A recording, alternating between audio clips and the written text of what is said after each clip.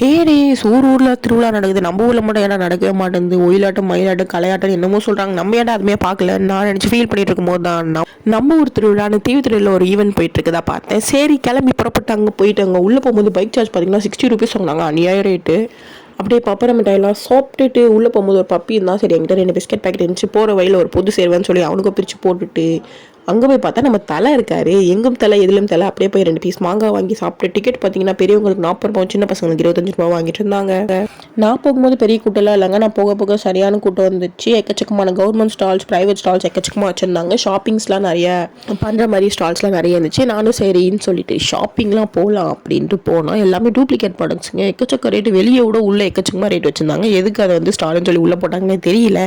எல்லாமே duplicate products. ஆனால் அதுலேயே வந்து வெளியே இருக்க ரேட்டை விட 20 ரூபா 30 ரூபா அதிகமாக தான் வச்சாங்க. சரி நம்ம வந்த வேலையை பார்க்கலாமே, டெல்லி ஆப்பில் வாங்கி நொறுக்கணும் நான் மட்டும் நொறுக்கிட்டு.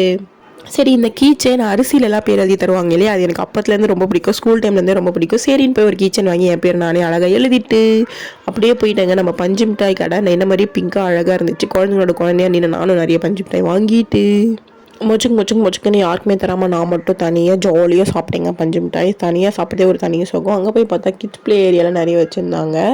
சரி எனக்கு பார்த்தது ரொம்ப ஆசையாக போயிடுச்சு. என்னோடய ஸ்கூலில் வந்து இதேமாதிரி ஒரு பால் ரூம்னு ஒன்று இருக்கும், அது வந்து செம்ம ஜாலியாக இருக்கும். உள்ளே போனால் வெளியே வர மனசே இல்லை, அதேமாதிரி இங்கே ஒரு செட்டப் வச்சுருந்தாங்க. பார்த்ததும் ஞாபகம் வருதுன்னு சேரன் சார் பாட்டெலாம் பாடி அப்படியே வந்தால் டோரிமான் டான்ஸ் ஆடிருந்தார்.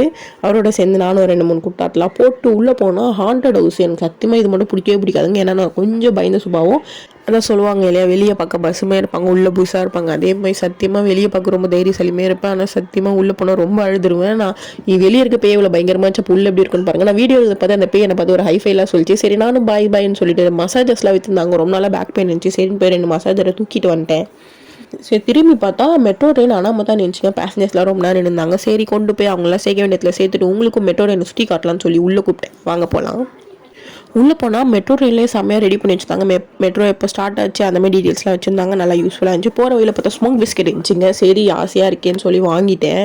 வாங்கி வாயில் போட்டால் ஒரே நாக்கில் எரிச்சல் ஆயிடுச்சு, மூக்கில் அவ்வளோ புகழாக வரல, ஆனால் எரிச்சல் மட்டும் திகுன்னு எரிய ஆரம்பிச்சு. சத்தியமாக அவங்க யாருமே நான் ப்ரிஃபரே பண்ண மாட்டேன், சும்மா கிரிஞ்சுக்காக வேணால் வாங்கி நம்ம புகை விட்டுக்கலாம், ஆனால் ஹெல்த்துக்கு நல்லா நல்லதே. எல்லாரும் லிக்விட் ஊற்றிருந்தாங்க இல்லையா, அது தொட்டத்துக்கே என் கையில் கொப்பளம் வந்துருச்சு. நல்ல கவர்மெண்ட் வந்து டிபார்ட்மெண்ட்டாக பிரித்து யூனிக்காக ஈவெண்ட்ஸ் மாதிரி நிறைய பிளாக்காக வச்சுருந்தாங்க, நல்லா யூஸ்ஃபுல்லாக இருந்துச்சு. நான் இப்போ போயிட்டுருக்குது பார்த்தீங்கன்னா டூரிசம் அப்படின்றது. ஸோ இதுக்குள்ளே பார்த்தீங்கன்னா நம்ம இந்தியாவுக்குள்ளே என்னெல்லாம் டூரிஸ்ட் ஸ்பாட் ஃபேமஸ் அந்த மாதிரி விஷயம்லாம் போட்டிருந்தாங்க. இதுக்குள்ளே போனதுமே வந்து நமக்கு வந்து டூரிசம் ஐடியாஸ்லாம் நிறைய வந்துச்சு. இந்தமாதிரி இடம்லாம் நம்ம போயிருக்கோம், இந்த இடத்துல நம்ம போகலாம், அந்த மாதிரி ஒரு ப்ரீஃபான மைண்ட் மேப்லாம் போட்டிருந்தாங்க. அண்ட் வந்து நம்மளுடைய இந்தியா ஊரில் வந்து என்னெல்லாம் ஃபேமஸ் அப்படின்ற சில டால்ஸ்லாம் வச்சுருந்தாங்க, ரொம்ப நாள் ஆச்சு. அண்ட் இது வந்து ஃபாரஸ்ட் தீம் ஈவெண்ட் மாதிரி வச்சுருந்தாங்க.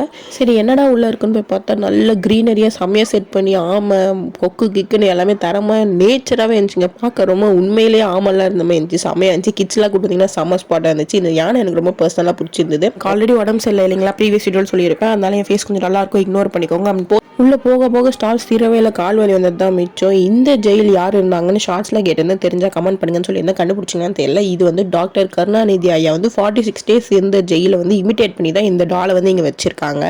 அதாங்க அந்த பாளையங்கோட்டை ஜெயிலு. இந்த ஜெயில் தீம் ஈவெண்ட்குள்ளே பார்த்தீங்கன்னா நிறைய பெரிய பெரிய சுதந்திர போராடிங்க அவங்களுடைய ஷீட்டு, அவங்களுடைய ஃபைல் சார்ஜஸ்ஸு, எஃப்ஐஆர்ஸ் அந்த மாதிரி நிறைய வச்சுருந்தாங்க. பெரிய பெரிய ஆளுங்க வந்து எப்போ வந்தாங்க, எப்போ வந்து ரிலீஸ் ஆனாங்க, உள்ளே இருந்து எத்தனை பேர் செத்தாங்க, அந்த மாதிரி நிறைய விஷயம்லாம் வச்சுருந்தாங்க. ஃபுல்லாகவே ஜெயில் சம்மந்தப்பட்ட புக் நோட்ஸ், சிக்னேச்சர் நோட்ஸ் இந்த மாதிரி விஷயம்லாம் வச்சுருந்தாங்க. இந்த உண்மையில திண்டுக்கல் பூட்டு பார்த்துருக்கீங்களா, இதாங்க திண்டுக்கல் பூட்டம், எவ்வளோ பெருசு மூஞ்சி சைஸில் இருந்துச்சு.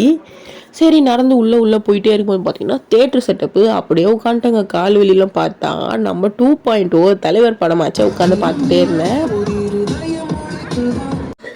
ரொம்ப நிறைய ஸ்டால்ஸுங்க, சத்தியமாக வந்து ஒரு நாளில் பார்க்கவே முடியாது போல், அவ்வளோ ஸ்டால்ஸ், அவ்வளோ மினிஸ்ட்ரி டிபார்ட்மெண்ட்ஸ், என்னென்ன டிபார்ட்மெண்ட்ஸ்லாம் சட்டத்தில் இருக்கோ அது எல்லாத்தோட இமிட்டேட்டட் மாடல்ஸ் எல்லாமே வச்சுருந்தாங்க. இந்த மாதிரி சேவிங்ஸ் பேங்க்கு, ஸ்போர்ட்ஸு எக்கச்சக்கமாக வச்சுருந்தாங்க.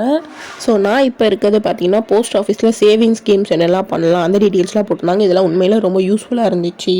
போகிற வழியெல்லாம் அழகாக கியூட் டால்ஸ்லாம் வச்சுருந்தாங்க. பார்க்கவே சூப்பராக இருந்துச்சு. இது வந்து பார்த்தீங்கன்னா ஒரு ஹிந்து கோயில் மாதிரி ஒரு தீம் வச்சுருந்தாங்க. நல்லா இருந்துச்சு. போகிற வழியில் எங்கள் அக்கா இருந்தாங்க. அப்படியே அக்கா கூட நின்று ஒரு ஃபோட்டோவை எடுத்துகிட்டு உள்ளே போனால் நம்ம ஐயனார் அம்மன் எக்கச்சக்கமாக வந்து ஹிந்து சாமிகள்லாம் வச்சுருந்தாங்க. என் குரல் ஏன் இப்படி இருக்குன்னு நீங்களாம் யோசிக்காதீங்க. எனக்கு ஆல்ரெடி உடம்பு சரியில்லைன்னு தெரியும். பட் இருந்தாலும் உங்களுக்காக கஷ்டப்பட்டு வீடியோ எடுத்தேன். போகிற வழியில் அப்படியே டயர்ட் ஆகிட்டேன். அப்படியே ஸ்ட்ராபெரி மொஜிட்டோலாம் குடிச்சிட்டு உள்ளே லாஸ்ட்டு போனோம். நம்ம சந்தோஷ் சுப்ரமணியம்லாம் செம தரமாக பர்ஃபார்ம் பண்ணியிருந்தாரு.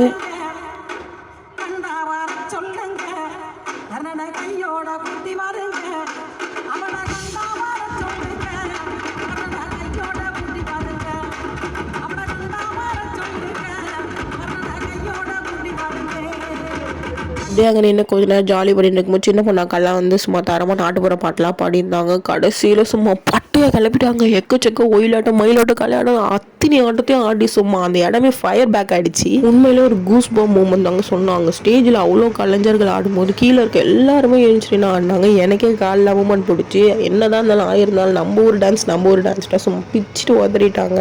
உண்மையிலே ஒரு திருவிழா ஃபீலில் தான் இருந்துச்சு. அப்படியே லாஸ்ட்டாக அந்த பிரிட்ஜ் மேலே நின்று 2-3 பில்லா போஸ்ட்லாம் கொடுத்து ஃபோட்டோஸ்லாம் எடுத்துகிட்டு அப்படியே டாட்டா பாய் சொல்லிட்டு அடுத்த வீடியோவில் பார்க்கலாம். டாய்.